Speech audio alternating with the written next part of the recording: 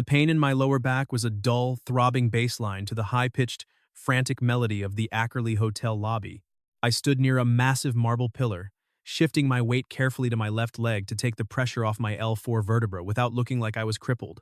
I was 30 years old, a fire captain with a commendation for valor stuffed in the bottom of my duffel bag, and a spine that felt like it belonged to a rodeo clown who had stayed in the barrel one hit too long. Outside, New York City was disappearing. The blizzard had started as a whisper around noon, a few flurries dancing in the wind, but now, at 7 p.m., it was a scream. The revolving doors hissed with every rotation, admitting gusts of freezing air and snow-covered guests who looked like they'd just survived an expedition to the Arctic. The luxury of Fifth Avenue was being erased by a whiteout that rendered the streetlights into ghostly, hovering halos. The city that never sleeps was being forced into a coma. "I'm sorry, sir, but the blizzard has grounded all flights out of JFK, LaGuardia, and Newark. We are at absolute capacity." The voice behind the concierge desk was calm, professional, and laced with the kind of exhaustion that caffeine couldn't touch. I watched her. Her name tag, pinned straight on a navy blazer that had seen better days, read Sunny. She looked about 38, with faint lines around her eyes that spoke of double shifts and the specific fatigue of smiling at people you wanted to evict.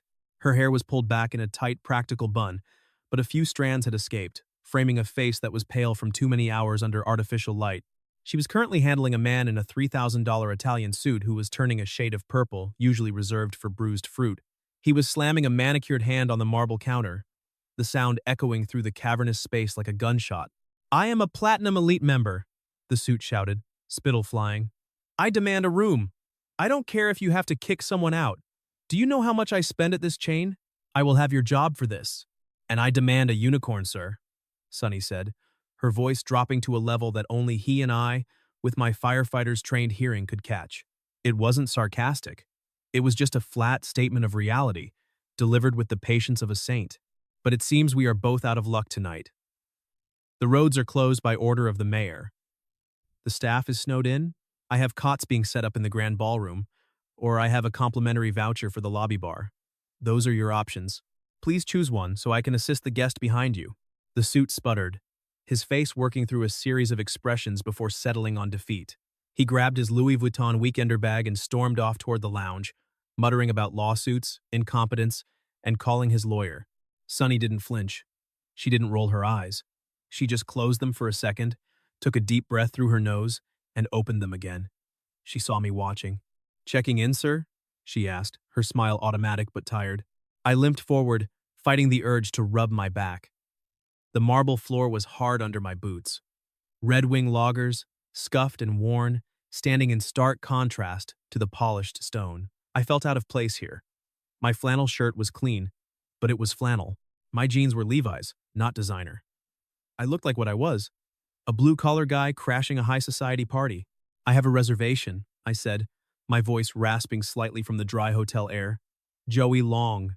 She typed on her keyboard. The clicking sound was sharp in the sudden quiet of the lobby. She frowned, tapping a key repeatedly. "Mr. Long, you're booked in a Standard King. Courtyard view. 3rd floor." She looked at the screen, then at the voucher code attached to my reservation. "Ah," she said, her tone shifting slightly. "Corporate comp? Silicon Valley account?" I hesitated. The voucher was a gift from a tech CEO I'd pulled out of a burning Tesla 6 months ago. He'd insisted I take a week of luxury recovery when I finally got discharged from the hospital. He'd booked it under his corporate account to save me the tax. "Something like that," I said. It was easier than explaining the fire, the beam, the surgery, and the fact that I might never wear a helmet again. Let her think I was some burnt-out coder on a sabbatical. It was safer. Nobody asks a coder to carry anything heavy. She looked up at me. Her eyes were hazel, flecked with gold, and they scanned me with a clinical assessment I hadn't expected from a concierge. She saw the way I was holding my side. She saw the slight gray cast to my skin, the universal color of chronic pain. She saw the shadow I tried to hide behind a stoic jaw. She saw the way I distributed my weight away from my right hip. "You look like you've had a long day," she said softly. "Code marathons can be brutal on the posture." "Long year," I corrected.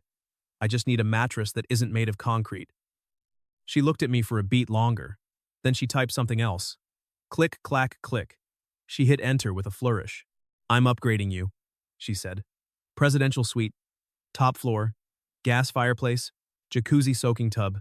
It's the only room left with a working independent heating unit if the main power grid fails, which, judging by the wind shear hitting the windows, is a distinct possibility. I stared at her. I didn't ask for an upgrade, and I definitely didn't pay for one. I know. That's why you're getting it. She keyed a card and slid it across the marble. Her fingers brushed mine, cool, dry, competent. The bathtub has jets. Use them. Fill it hot. Let the jets hit the L4 region. It helps with the desk fatigue. She winked. A small, tired wink that made her look 10 years younger. Why? I asked. Because the Platinum Elite guy yelled at me for the weather. You waited, and you look like you need a win. She glanced at the clock on the wall behind her. 7:15 p.m. And Mr. Long? Yeah? I have the night off, starting right now. If you need extra towels or a pillow menu, call the front desk, not me. I plan to be unconscious in the staff dorms in 20 minutes. Enjoy the silence, I said, pocketing the key. I intend to. She picked up her bag, a worn canvas tote that looked heavy with textbooks, and walked out from behind the counter. She didn't head for the revolving doors. The snow was piled 3 feet high against the glass. She headed for the service corridor door masked by a fake potted palm. I watched her go. She walked with a slight limp, favoring her right knee. Different injury, same weary rhythm. Game recognizes game. Even if she thought I was a soft-handed techie, the presidential suite was ridiculous. It was bigger than the entire sleeping quarters of Fire Station 42. It had floor-to-ceiling velvet drapes, crystal chandeliers that tinkled when the HVAC kicked on, and a bed that looked like a cloud anchored to the floor. There was a living area with a sofa that cost more than my truck, and a bathroom clad in Italian marble. I dropped my duffel bag and dry swallowed 2 ibuprofen, washing them down with tap water from a crystal goblet. I went to the window. The view was usually a selling point, Central Park, the skyline, but tonight it was just a wall of white. The snow was a curtain, erasing the city. The wind howled against the glass. A low, moaning sound I knew well. It was the sound of trouble. I stripped off my flannel shirt and stood in front of the ornate mirror. The scars from the warehouse fire were fading, pink ridges against pale skin on my shoulder. But the back was the invisible enemy. A structural beam had come down 6 months ago. I'd held it just long enough for my rookie probie to crawl out. I'd saved him. But the compression fracture in my spine was the receipt. I moved gingerly, stretching just enough to keep the muscles from locking up. I turned on the gas fireplace. The warmth was immediate, a dry heat that felt good on my skin. I sat on the edge of the bed, debating the effort required to fill the jacuzzi. Knock, knock. I frowned. I checked my watch. 7:45 p.m. I put my shirt back on, wincing as the movement pulled at the muscles. I wasn't expecting room service. I opened the door. It was Sunny. She was still in her concierge uniform, navy blazer, pencil skirt, but she had traded her heels for sneakers. Her hair was coming loose from its bun. She looked frantic. Mr. Long, I'm sorry to disturb you. I thought you were unconscious. I was trying. But the service elevator. It's stuck. Elevators get stuck, I said, leaning against the doorframe to take the weight off my spine. Call maintenance. Maintenance went home before the storm hit. The manager, Mr. Sterling, is unavailable. Unavailable? He's on a conference call with corporate legal, she said, her voice tight with suppressed anger. He says he can't authorize an emergency vendor in a blizzard due to liability caps and insurance restrictions. He told me to wait until morning. So wait, I can't. The night shift housekeeping crew is inside. 3 women, and the heat is out in the shaft. It's an exterior shaft on the north side. The wind chill is 20 below zero. They've been in there for 40 minutes. They're screaming. She looked at me. She still thought I was a tech guy. She just saw a man who was tall. You have broad shoulders, she said, and you didn't look like the type to panic. I need help. Can you help me pry the doors? I looked at the desperation in her eyes. I felt the spasm in my back. I was on medical leave. My doctor had told me absolutely no lifting. I was here to heal, not to work. I was here to hide from the responsibility of other people's lives. But then I thought about three women stuck in a freezing metal box while a blizzard raged. I thought about the panic of confinement. I thought about Sterling, sipping water in his office while checking liability clauses. We don't just pry the doors, I said, my voice shifting automatically into assessment mode. If the car isn't leveled, you risk them falling down the shaft. Or if the safety brake isn't engaged, the car could move while we're working. It's dangerous. Sunny stared at me, confusion flickering in her eyes. How do you know that? Are you an engineer? I hesitated. I worked construction, I lied. Before the tech stuff. Summer jobs? I know how things are built. I sighed, grabbing my room key. Lead the way. The service corridor was a different world from the lobby. Concrete walls, flickering fluorescent lights, the smell of industrial cleaner and stale coffee. We stood on the third-floor landing. The elevator doors were wedged open a fraction of an inch, showing only darkness. I could hear sobbing from inside. Hey! I shouted through the crack. Anyone hurt? Sound off. We're stuck! A voice yelled back, echoing up the shaft. Marta is shaking. It's cold. Please! I assessed the door. It was a center opening slide. I need a wedge, I told Sunny. A doorstop, a block of wood, anything solid. And I need a light. And something steel, a crowbar, or a tire iron. Maintenance closet is down the hall, she said. She ran. I leaned against the cold concrete wall, breathing through the spasm in my back.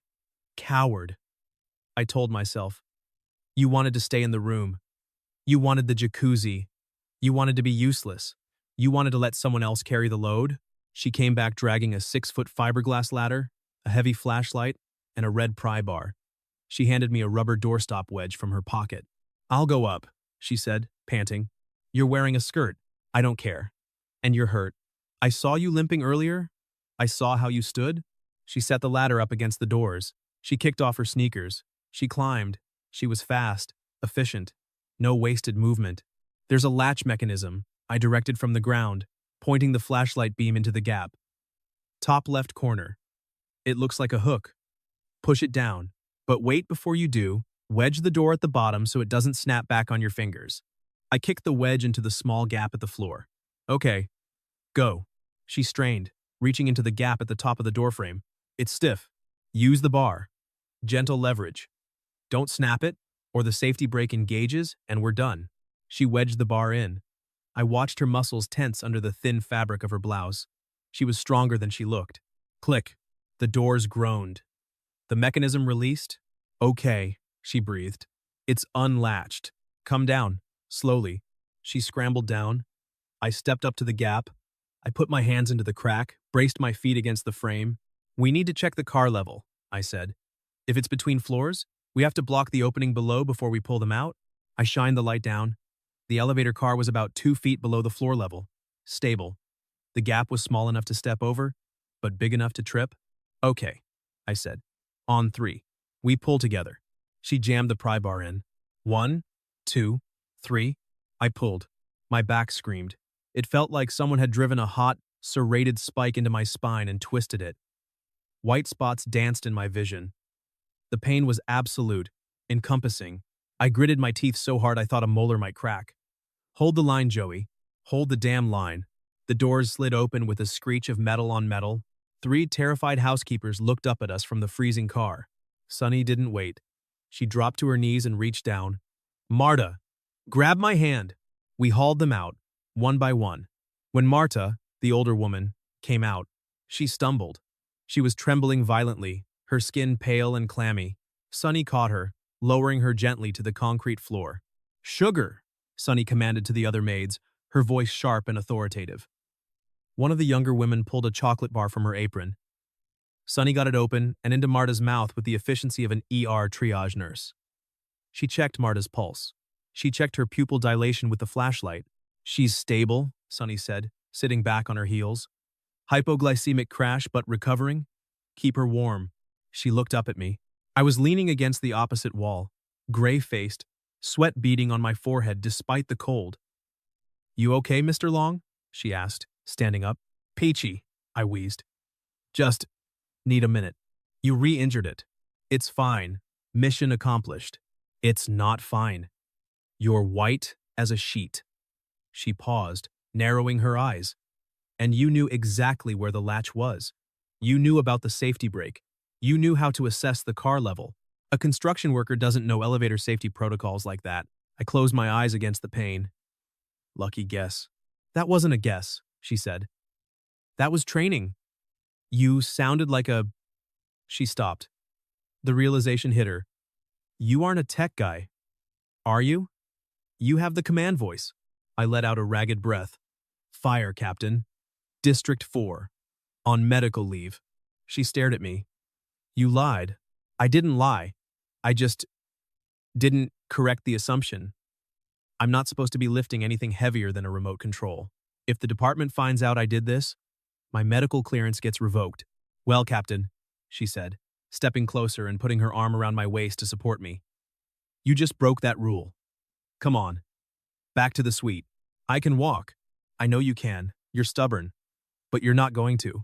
Lean on me. You're half my size. I lift patients all day. Lean. I leaned. We walked back to the elevator bank. A slow, painful shuffle. The guests in the lobby atrium below were oblivious, drinking cocktails by candlelight, laughing. Why do you work 2 jobs? I asked, trying to distract myself from the fire in my nerves. Rent, she said simply. And I'm finishing my nurse practitioner degree. Loans don't pay themselves. Concierge pays the bills. Nursing feeds the soul. And sometimes, like tonight, they overlap. We got to the suite. She helped me to the velvet couch. She didn't leave. Shirt off, she ordered.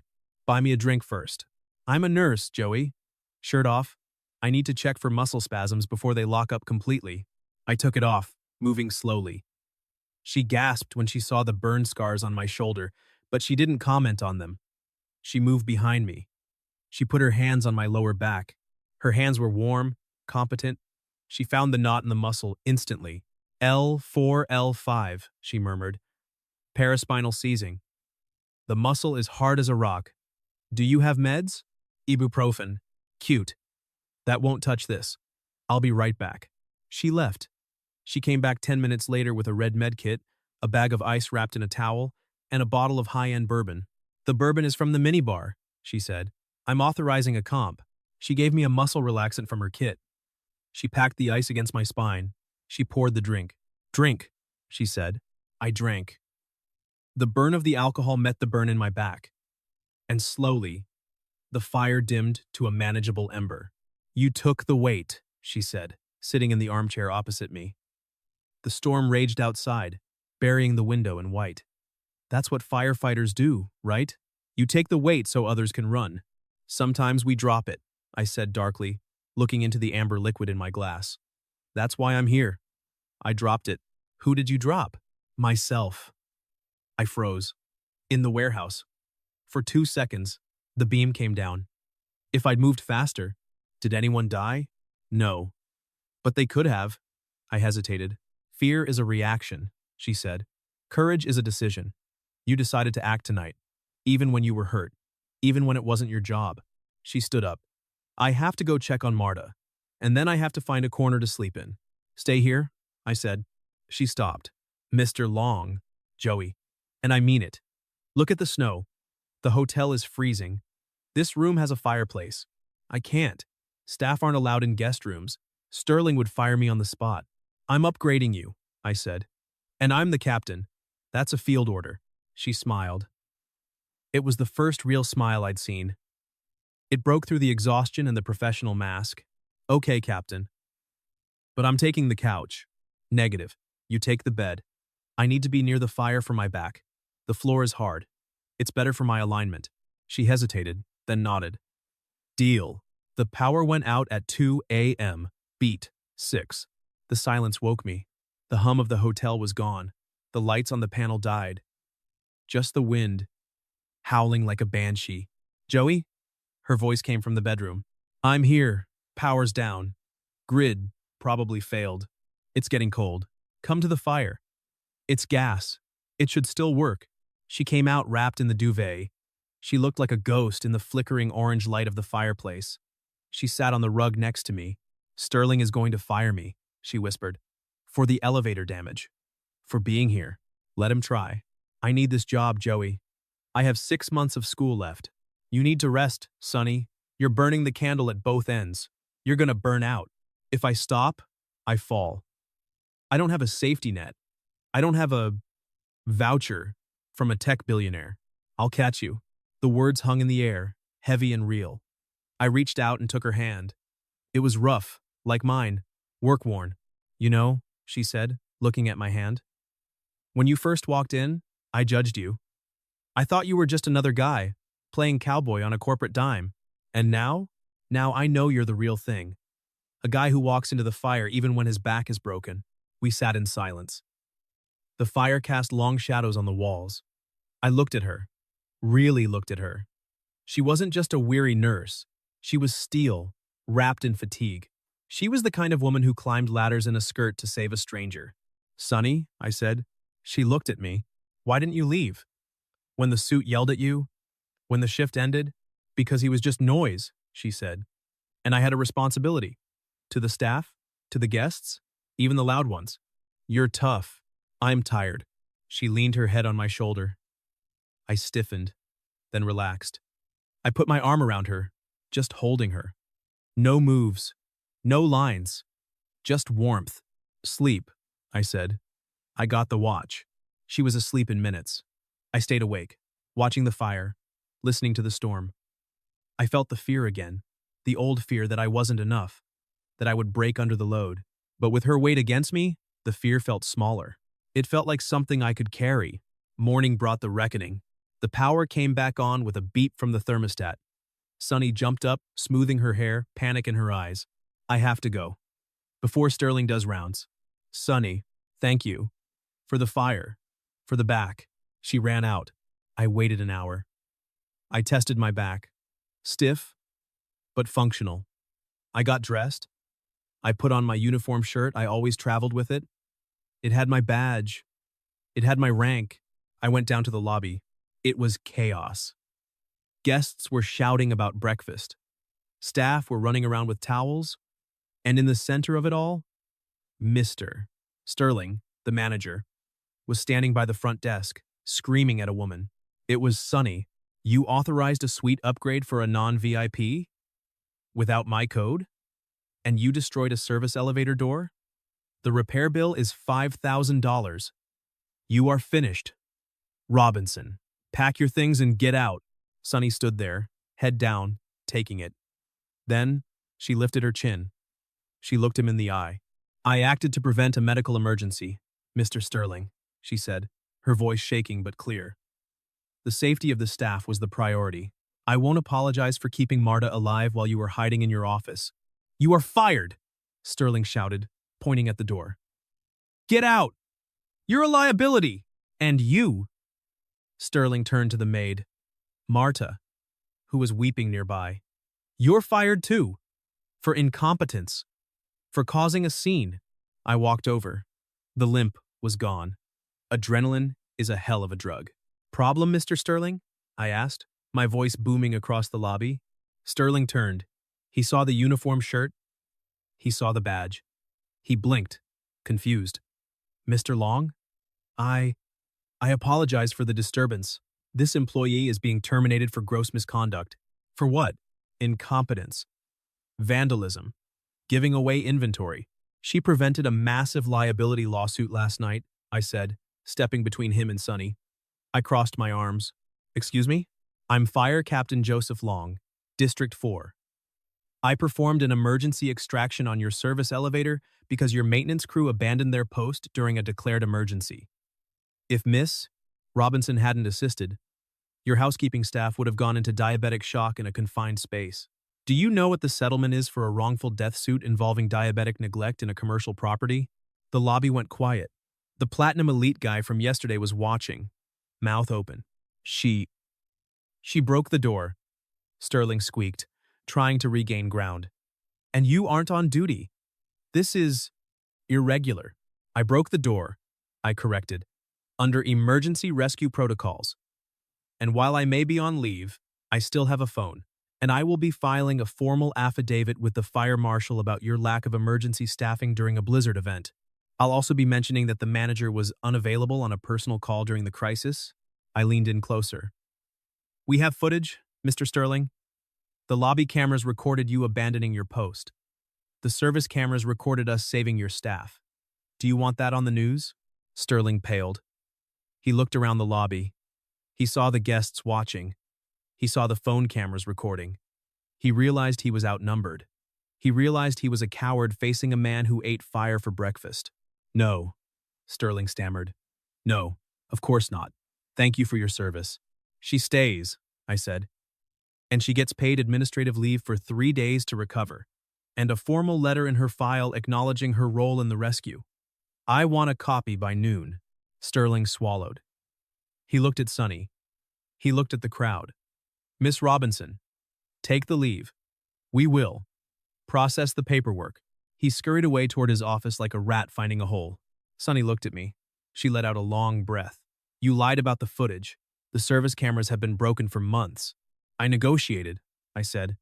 Triage logic. Save the most vital asset first. Never let the fire know you're out of water. I'm an asset. You're the foundation, I said. Without you, this whole place collapses. We walked out onto the snowy street. The sun was blinding off the drifts. The city was quiet, muffled by the white blanket. You didn't have to do that, she said, wrapping her coat tighter. Yes, I did. You held the ladder. You fixed my back. I can't go back there, she admitted. He'll make my life hell. He'll find a reason to fire me in a week. Good, don't go back. I need the money, Joey. I have a proposition, I said. The fire department. We need a triage nurse liaison, someone to handle the on-site assessments, manage the logistics for the paramedics, and deal with stubborn captains who refuse to go to the hospital. It pays better than the hotel. Union benefits. Pension. And you don't have to smile at guys in $3,000 suits? You want me to work for the fire department? I want you to work with me, I said. I'm going back. My back is better. You sure? Yeah. I think I just needed to carry something that wanted to be carried. Something worth the wait. She smiled. It was the smile from the firelight, warm and real. I'll apply, she said. Good. I'll put in the recommendation. I reached into my pocket. I pulled out the room key card. I still have the suite for another night. The roads are still bad, and the jacuzzi is medically necessary. Are you asking me to stay? I'm telling you. The concierge upgraded me. She laughed. She took the key. I think I can clear my schedule, she said. I took her hand. We walked back toward the hotel doors, leaving tracks in the fresh snow, not as guest and staff, but as partners.